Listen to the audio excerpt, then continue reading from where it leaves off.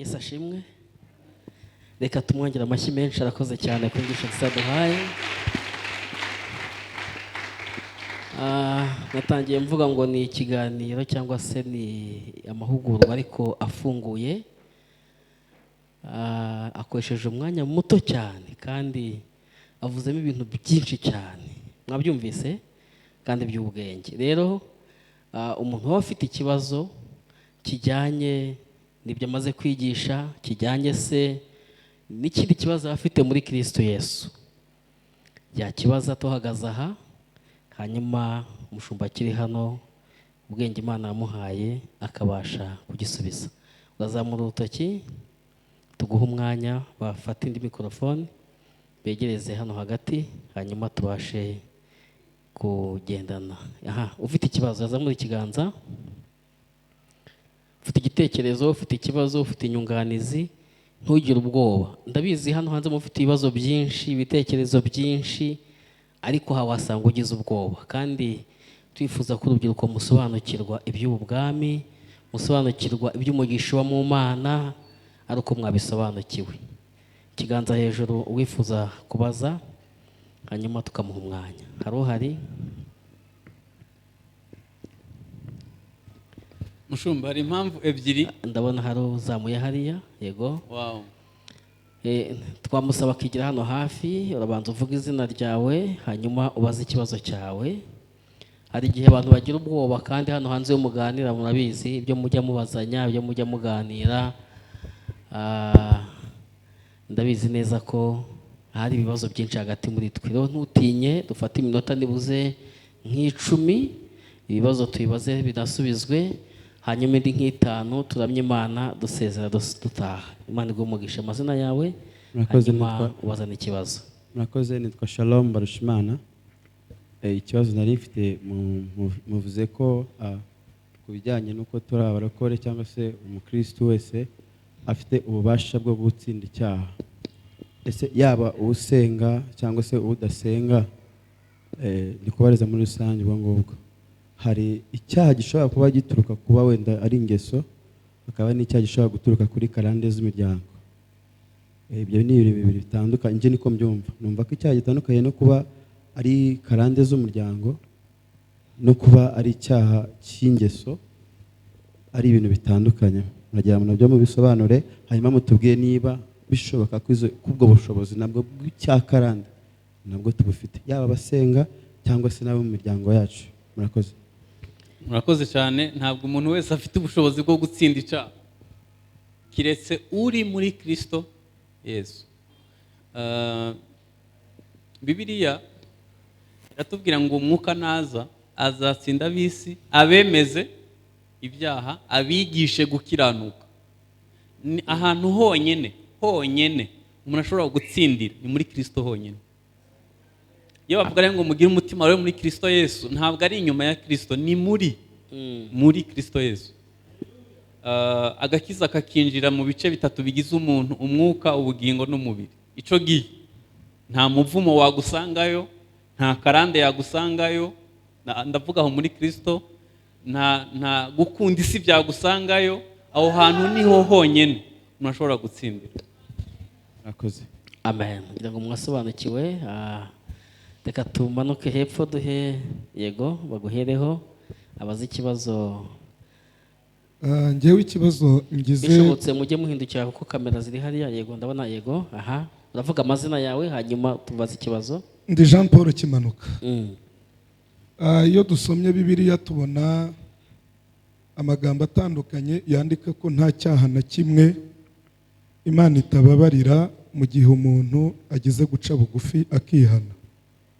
Hanyuma muri Mariko tukabona yandi magambo avuga ngo ariko umuntu utuka umwuka w'Imana, umuntu utuka umwana w'umuntu n'umuntu utuka Imana azababarirwa, wari utuka umwuka wera ntazababarirwa.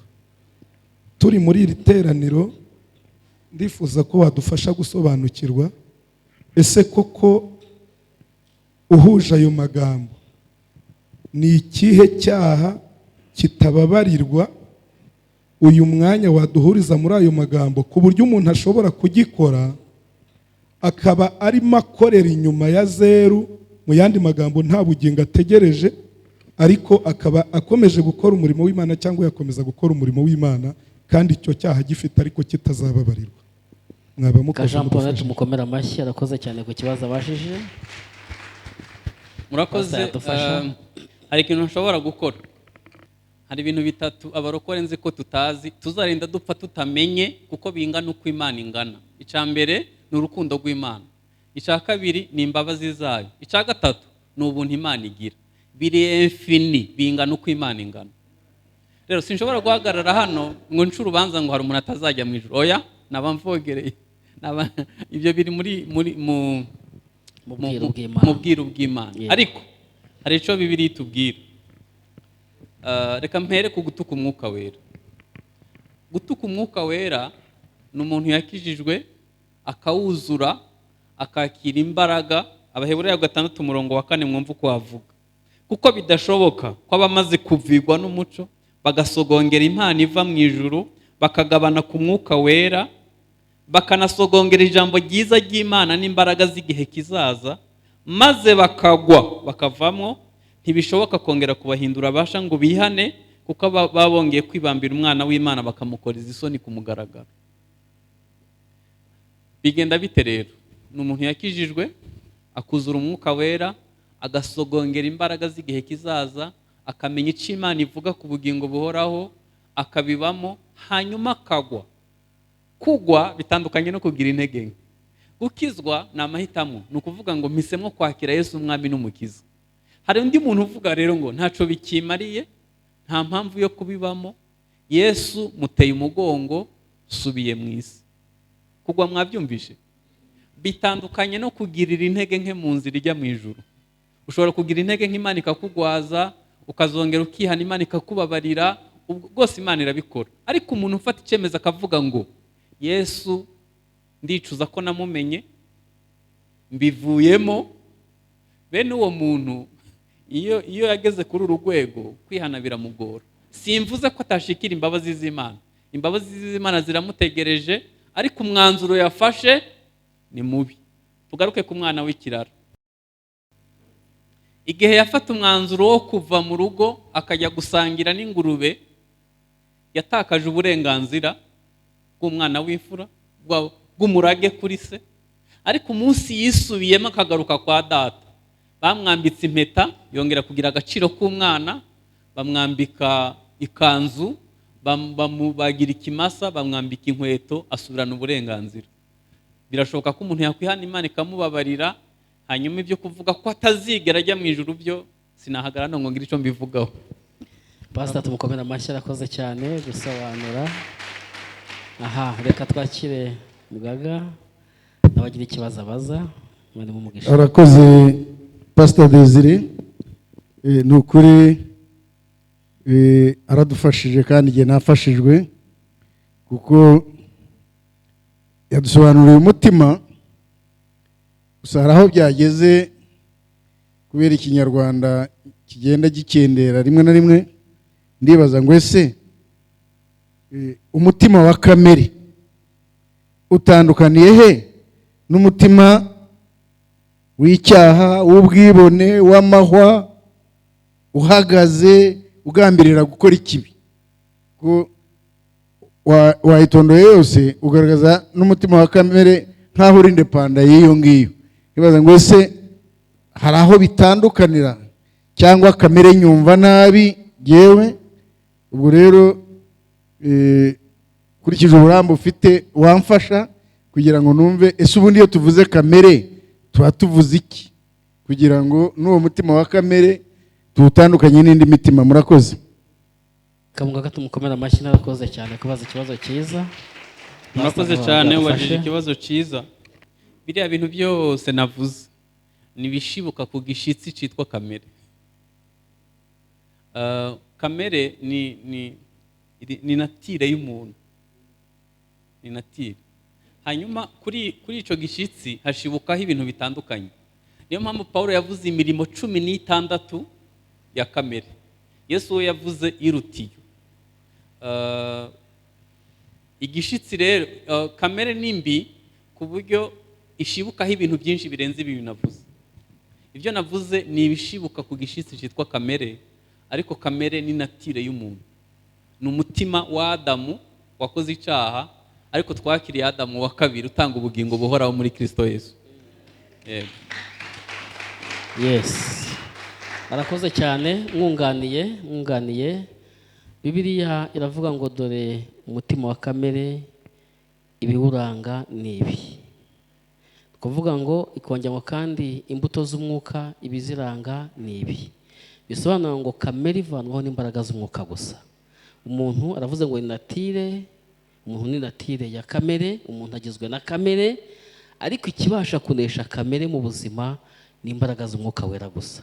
Mureke twakira imbaraga z'umwuka wera dutsindira kamere zose zishibukaho bimwe byose yavuze, tukakira ubugingo bw'iteka. Imana ibahe umugisha, amen. Undi wari ufuze kubaza, reka turebe hano. Alexandre abaza ikibazo. Imana ibahe umugisha. Murakoze cyane. Hangiraho kamera, hanyuma nabaza ikibazo cyawe. Ndagira ngo ikibazo bajya babaza mujye mucyumva ko twibaza byinshi, kandi abo bakozi b'Imana bari hano imbere akenshi bari kubabariza basobanukiwe cyane, ariko bari kubariza urubyiruko ibyo twibaza uyu munsi wa none. Alexandre, Imana iguhe umugisha. Yitwa Alexandre. Ndashaka kugaruka ku bintu yavuze, umutima wari uri muri Dawidi n'umutima wari uri muri Sawuli. Kimanuka arabajije ngo ni ikihe cyaha cyatuma umuntu atajya mu ijuru? Ngiye kukibabwira mpereye ku byo umwigisha yavuze, umutima wo muri Dawidi n'umutima wo muri Sawuli. Icyaha cyose uzakora ntukihane kizakubuza kujya mu ijuru. Imana ibahe umugisha. Reka tumukomere amashyi. Aho harimo ikindi kintu nababwira, icyaha cyose uzakora ntukihane kizakubuza kujya mu ijuru. Ariko twibuke, wenda umushumba aradufasha, ese icyaha cyose umuntu yihannye ariko bugacya kikagaruka, bugacya kongera akakihana, bugacya kikongera kikagaruka, bugacya kongera agakirana nacyo ubuzima bwe bwose, kandi asenga atava mu rusengero, mu nzu y'Imana, ese uwo muntu azajya mu ijuru cyangwa ntazajyayo? Imana iguhe umugisha. Murakoze. Hari ibintu twita intambwe zo gukura. Gukizwa ni ugutsindishirizwa, nta ruhare rwanjye rurimo, ni ubuntu Imana ikugirira. Gukizwa ni ugutsindishirizwa, nta ruhare rwanjye rurimo, nta n'ikiguzi, si imirimo, nta na kimwe, ni ubuntu Imana ikugirira. Yego. Nakongera ikindi kivuga ngo ariko nawe ukwiriye kwemerera Imana. Uruhare rwawe rumwe ni ukwemerera Imana, kuko yavuzeho n'umutima w'ibuye. Iyo ufite umutima w'ibuye udafunguka ngo ubashe kwemerera Imana, Imana ikorere muri wowe, kurimbuka kuri hafi yawe. Murakoze. Hanyuma twebwe icyo dukora ni ukwakira ubwo buntu, nicyo dukora. Yes. Ntureba hano harimo network ya MTN, Airtel, Canal Box n'izindi hano, ariko kugira ngo bagisesinga ibyo MTN ikora ugomba kugura simukadi. Yego. Ni ukwakira ubwo buntu Kristo muri wowe kugira ngo babarikwe. Hakurikiraho intambwe ya kabiri rero yo kwezwa cyangwa guhinduka ku ngeso. Yego. Aha niho Paulo yavuga ngo napfanye na Kristo nzukana nawe. Izi ngeso tuzazihindukaho umunsi muzumva Desire yagiye irusororo, kwezwa ntazaba kibikeneye, ariko igihe cyose agihumeka. Amen. Yesu yaravuze ngo ishami rigera imbuto ajyanganyaho amahage yayo. Umuririmbyi yaririmbye ngo ingeso za wa mubi zirazishaka kubyuka, uzirimbure uzice pe, mpore nihariwe n'ibya Yesu. Kwezwa ni intambwe ya kabiri y'ubukristo. Amen. Ibyo bintu rero ntabwo Imana iratweza, ni urugendo rwo guhinduka no gusa na Yesu. Yego. Ariko twakiriye icy'ingenzi, agakiza Imana itanga. Imana ibahe umugisha. Reka twakire. Murakoze. Nitwa Samu. Ariko tuhasaba n'abadamu n'abakobwa batangire babaze. Ndabona abapapa aribo bava mu kuzamura gusa n'abasore. abakobwa mutinyuke namwe mufite ibibazo byinshi ariko mudashaka kuvuga. Aha uravuga izina ryawe hanyuma utubwire ikibazo cyawe. Nitwa Samu. Hari ikintu nashaka kubaza ariko nuko yango nyine udusobanure tucyumve neza. Uratubwiye ngo gukizwa no kwakira ubuntu. Ese kwakira ubuntu biduhesha ububasha bwo kudakora icyaha? Ikindi cya kabiri, kwakira ubuntu biduhesha ububasha muri twebwe bwo kudakora icyaha? Okay. Ikindi cya kabiri, ari ukuntu twebwe cyane cyane twebwe urubyiruko dukunda gukubitamo hariya muri senti, umuntu akakuvuga ngo ndumva nuzuye umwuka. Ese pastor, umuntu yuzura umwuka ryari? Ese iyo umuntu yatuye bakabwiriza bakavuga ngo abantu bumva bashaka kwakira Yesu umwami n'umukiza, nibaze hano imbere bakamusengera akatura, icyo gihe aba yuzuye umwuka? Cyangwa se umuntu yuzura umwuka ryari? Ese ubwirwa n'iki ko wuzuye umwuka? Murakoze. Imana igumugisha Samu, kabanza asubiza ibyo. Umuntu iza agacupa kanjye hari. Urakoze? Yego. Samu, reba hano. Ye nabaye umwarimu w'abanyeshuri nkunda imfashanyigisho. Iki ni kidomoro kijyamo litiro 10 n'urugero ntanze. Iyo hagiyemo litiro imwe twavuga ko harimo ubusa. Oya. Biruzuye ariko gahoro. Nihajyamo litiro 10 biruzura hano bisesekara inyuma, iby'abakatolika bita gusenderezwa, twe tubyita kuzura umwuka. Yani iyo wakiriye agakiza uratsindishirizwa. Hano hejuru ntabwo haba harimo ubusa, haba huzuyemo kamere yose. Uko uhuza ijambo ry'Imana n'ubuzima, uko babarira abaguhemukiye, uko wezwa ku ngeso, bigenda bizamuka. Uko bizamuka niko byirukana kamere hano. Hanyuma iyo bisesetse hano, biseseka ari impano. Hanyuma hano imbere habamwe imbuto z'umwuka. Yani kugira ngo ugire equilibre ugomba kuba ufite imbuto ufite. Hanyuma umuntu harimo litiro ya mbere ntabwo harimo ubusa, yakiriye umwuka wera ariko mukeya. Umutsinda ukamwemeza ibyaha. Nta muntu yakwemera ibyaha atabyemejwe n'umwuka. Ni igikorwa cy'umwuka wera wenyine.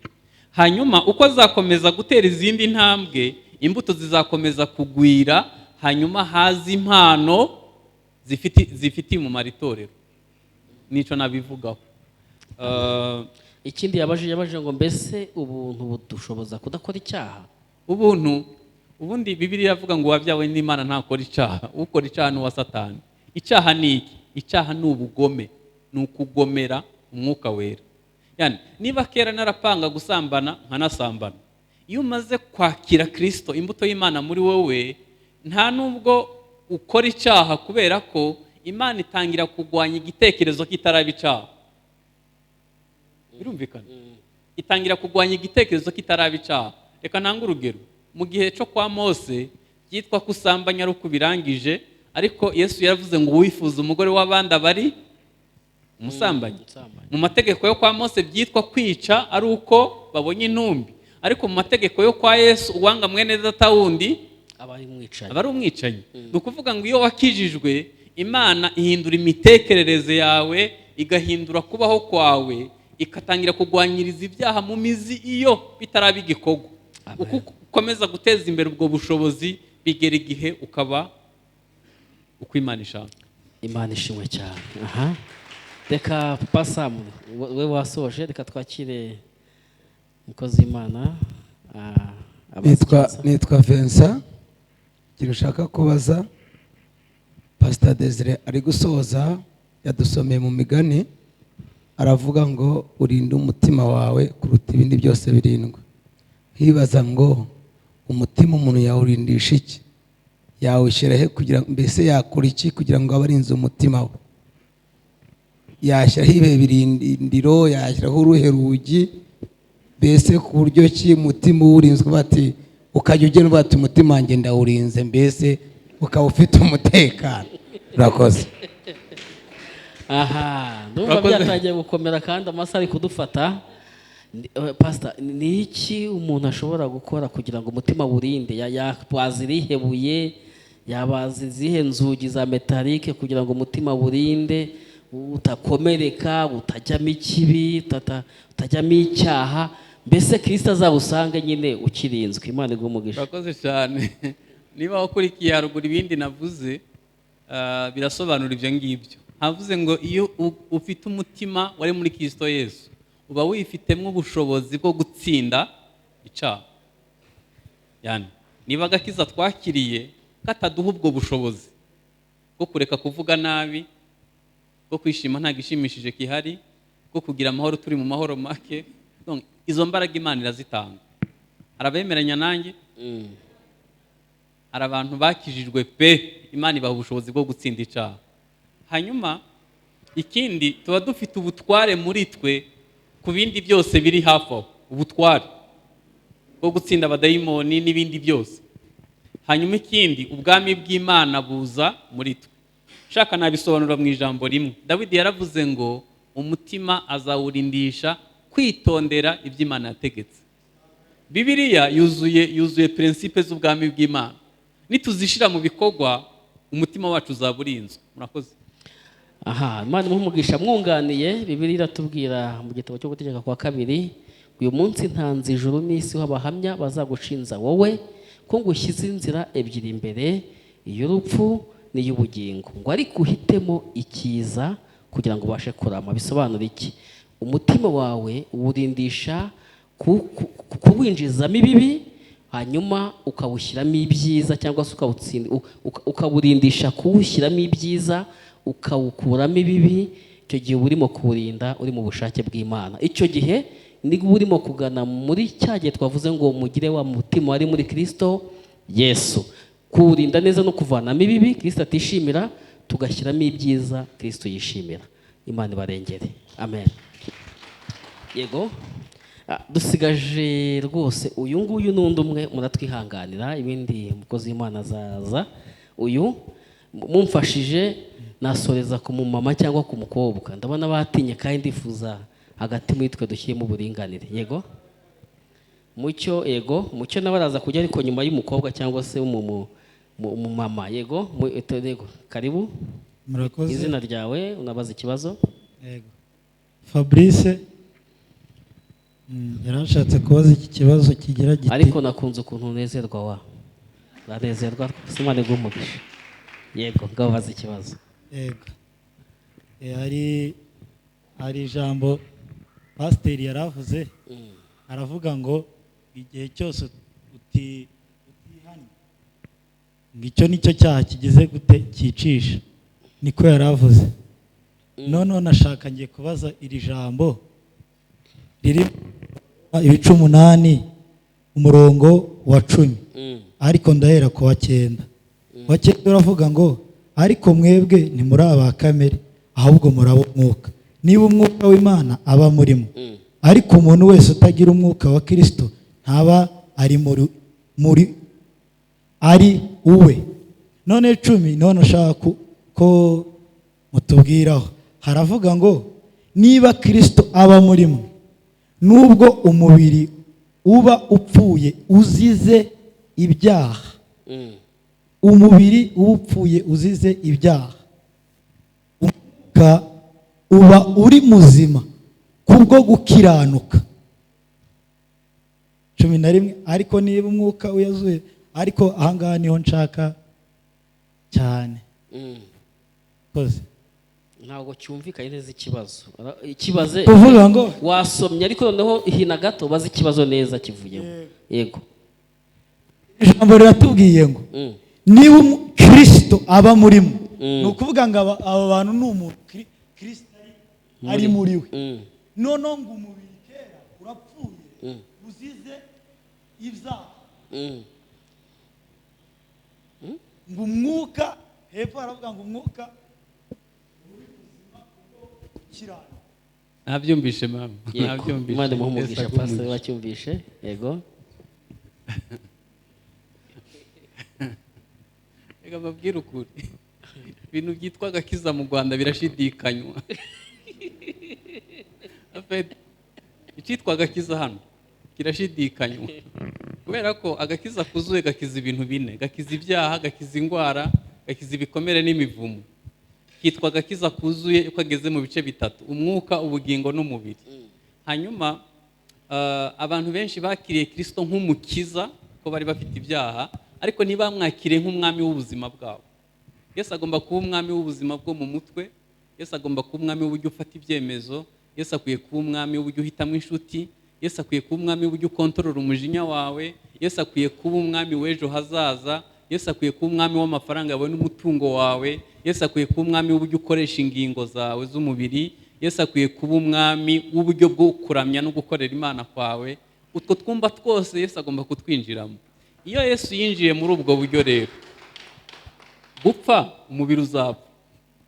Hano nta mahitamo dufite, kandi tuzapfa kubw'icyaha cyo kwa Adamu. Urupfu si umugambi w'Imana, ni urupfu rwazanywe n'icyaha, ariko umwuka we uzaba ari muzima. Amen, amen, amen, amen, amen, amen. Urakoze cyane. Pastor akoze, ngira ngo umudamu cyangwa umukobwa niwe nifuza kugira ngo baduhe igitekerezo, umwe muri bumwe ho hafi niwe nifuza. Yes, hari wemeye hariya, yego mumuhe mikrofone. Bafite ibintu byinshi rwose ninde bavuze hariya? Okay. Reka duhe mucyo abazi ikibazo dusoza. Imana ibahe umugisha mwinshi. Murakoze. Amazina ni Mucyo nk'uko babivuze. Hari akantu gato nakongera kagendanye no ku cyaha. Wenda abantu akenshi tubishidikanya, ariko niko njye mbifata. Ntabwo ari ukuvuga ngo nshyizeho full stop. Icyaha ni ukwemera ibyawe ugahakana iby'Imana. Rimwe na rimwe mu buzima numva hari ibintu nyine na muntu ushobora gukora icyaha atacyemeye. Ugihakanye uba wemeye umugambi w'Imana mu buzima bwawe. Nari mfite ikibazo kigendanye n'urubyiruko. Wenda nshobora kukibaza abantu bakumva gisa nk'igishubijwe, ariko umushumba dufashe atubwireho byibuze nka tips 3 kuri cyo, cyangwa se nk'uburyo 3 cyangwa 4 kuri icyo kintu. Turigishwa buri munsi, tukava mu rugo tukaza gusenga, tugaterana, tukaririmba, tukumva ijambo, tukagenda, tukumva amagambo yaduhindura, tukumva buri kimwe, tugahagarika imitima mu buzima bwacu bwa buri munsi. Ese ni gute urubyiruko rwabaho rudahagaritse umutima kubwo kumenya Kristo Yesu? Urakoze cyane. Akoze Mucyo, Imana iguhe umugisha. Reka abaje ikibazo gikomeye, ni gute nk'urubyiruko rwabaho rudahagaritse umutima ni muri Kristo Yesu? Kandi murabizi mwese n'ibyo pastor yavuze, urubyiruko muri iki gihe ni hejuru cyane, umutima yacu ntabwo iratangira gutuza, ntabwo iratangira gushikama neza. Mbese turasa nkaho tunyeganyezwa n'ibije byose, tujyanwa n'imiraba n'imiyaga bije byose bidutwara. Dukeneye gusobanukirwa noneho ni gute urubyiruko rwabaho rudahagaritse umutima rufite Kristo. Imana iguhe umugisha. Ahubwo nanjye nuba namubaza, ni gute umuntu ahagarika umutima afite Kristo?